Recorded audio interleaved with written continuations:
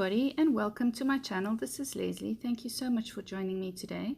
And you can see that my video started very quickly. I had to speed this up 10 times, I think. I'm not sure. Well, it sped up like, yeah, speed of speed of light. So because this video was very long, and I really didn't cut anything. I couldn't cut anything out of it because I felt like I needed to show how I made this entire process. So right at the beginning of the video, I showed you a piece of pattern paper that I fussy cut some flowers out of, and that is from the Simple Stories Faith collection. And I've had this collection for a while. I bought the entire collection when it came out. I love this collection. It's absolutely beautiful. And you know me and fussy cutting and flowers. If there's a pattern paper with flowers on, doesn't matter how small, I am going to try my best to fussy cut those flowers out. It doesn't matter if there's a die cut pack with flowers. I go ahead and fussy cut. I love fussy cutting. So what I decided to do was to paper piece again, and I've been on the paper piece bandwagon lately, and I love it more and more and more, and it's very rewarding, and I find it very relaxing to do so. So I thought of drawing or making 2 suitcases, very whimsical, of course. Those don't look like, you know, they're whimsical suitcases. So drawing 2 whimsical suitcases, and the one on top being open. And then I've got a photo of myself when I must have been 21, looking very young and innocent, and not knowing what the world was about. And I thought I would use that photo to scrap today. I don't have a digital copy of it, so I only have that copy of it, and that's also okay. I mean, it's not the most amazing photo. It's just me smiling. So I thought I could use that. And what I wanted to accomplish with this layout, and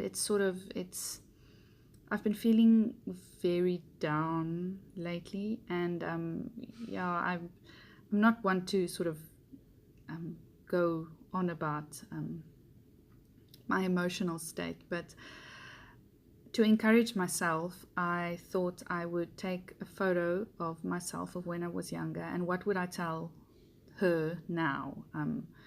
You know, how would I explain to her how the world is, and so on. And so I thought that this layout could be something like the journey that I would be on for, you know, for the next 14 years. It's 14 years later now, I can't believe it. For the next 14 years, the journey. And I had no idea what lay in store for me. The plans I had was completely different to the plans God had for me, and the turn my life took. And I mean, I wouldn't change anything for the world, but it was vastly different to what I had planned. And I love my life now. I really love my life. I love my children. I couldn't have imagined I'd have 4 children. And this is just basically to tell myself, that young self, when I look back at her, and it's almost like I want to go back in time and tell her, it's okay, it's all going to be okay, don't worry, don't stress, don't be down, don't be sad, don't be because it was a difficult time in my life as well, that time of my life. And just to tell her, you know what, life is going to turn out okay in the end. Well, so far it has turned out okay. I can't say what's going to happen in 10 or 20 years, but I could tell her, for the next 14 years you're going to be okay. So this is basically what this layout will be about. It's about the journey, and I'm going to pop my photo in the top open suitcase with some florals peeping out from behind my photo. You'll see the way I paper piece is it's sort of like an animator's trick. You put the paper that you want to draw on over the top of the paper that's already got the drawing on, and then you stick your finger, one finger, underneath the see there, my thumb, and then you keep on lifting up the paper to make sure that you've got the spacing and the area right that you want to draw in. So it's just a little animator's trick. I didn't study animation. I didn't it's not like I'm a professional in this. I just felt that would be the easiest for me to paper piece, as I don't cut every single piece of the paper pieced bit out. So I sort of draw the entire thing in its entirety, and then I cut the little bits out. So and it really works really well. You just have to lift it up a little bit, and then you see where the line is, and then you try to draw the line on the top piece of paper, and then you go back and you lift it up a little bit and you draw the line, and you know, so it does take some adjusting, and it does take some getting used to. But as you know, the more you do it, the more see how I go, I lift up the paper. I know it's very fast and you can't really see what's going on, but I mean, it's more often than not, it fits perfectly into those slots. I mean, you can see I'm hardly adjusting. See how I'm lifting up with my thumb, and see, doop, that paper fits perfectly in there. And it's not that I'm fabulous, it's just the technique that really works. if I can say so. I'm not an animator, it's just a wonderful technique, and it works really well, and it's easy, and it makes paper piecing go really quickly in the end. I know in this video it seems like, whew, this just took a couple of minutes to do, but it took me hours. So, but I loved it, and making something from scratch like this, making the embellishments from scratch like this, I really like it. And the thing is, what makes a page easy when you do something like this is you've got this massive embellishment. It's like a cut file as well. Obviously this is just a different form of a cut file, I suppose. It's like a cut file. If you have this huge element on your page, your cut file or your paper pieced bit, or you know, your massive embellishment, then the photo and everything else that has to go on it is basically, you know, it just falls into the right space, and it's very easy to embellish, and it really goes quickly after that. You just have to do the big embellishment, like the cut file or the paper pieced bit, and then the photo and the rest of the embellishing really goes very quickly.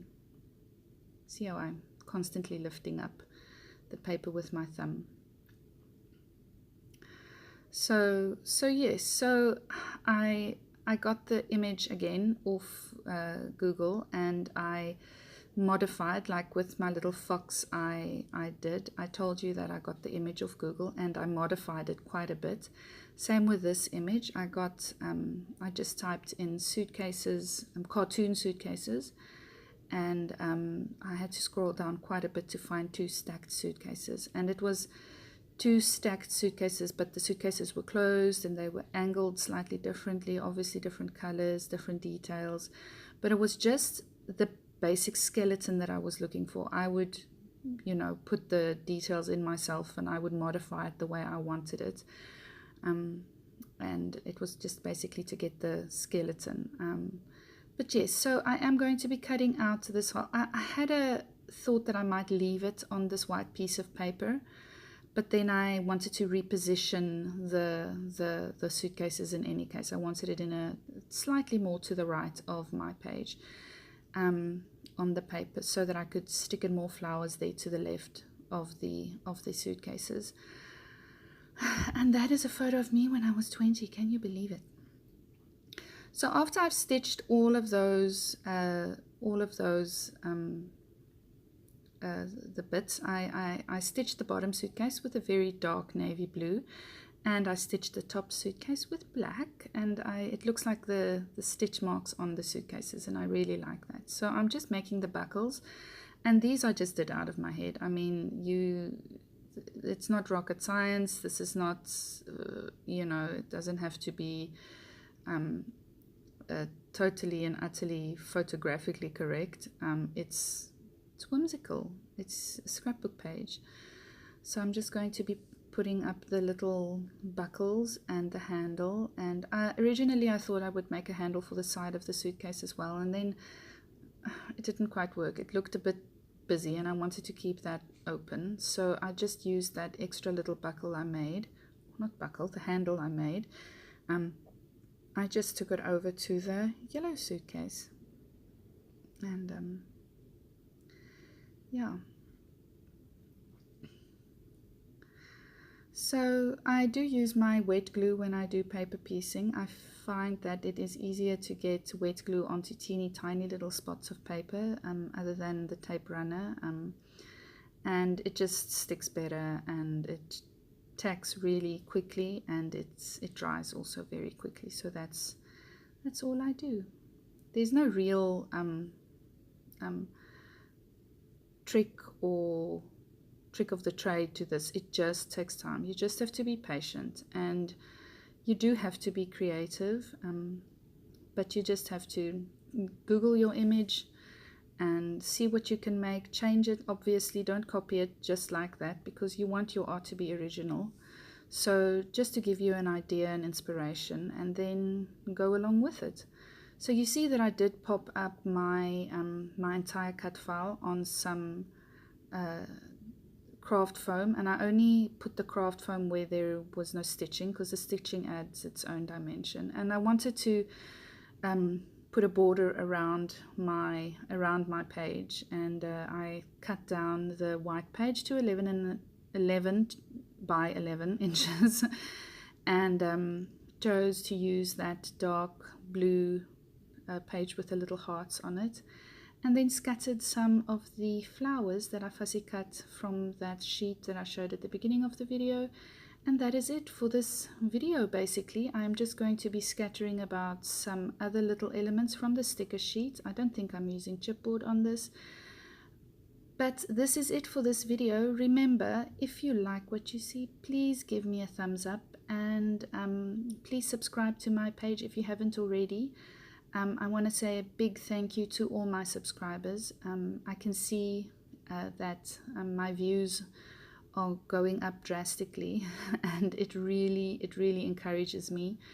And I can see that I'm getting a lot of new subscribers as well. There's been a little bit of a surge, which is wonderful, and it really encourages me that people want to see what I make. So anyway, so if this inspired you, please go out and do something creative, and I will see you again soon. Bye.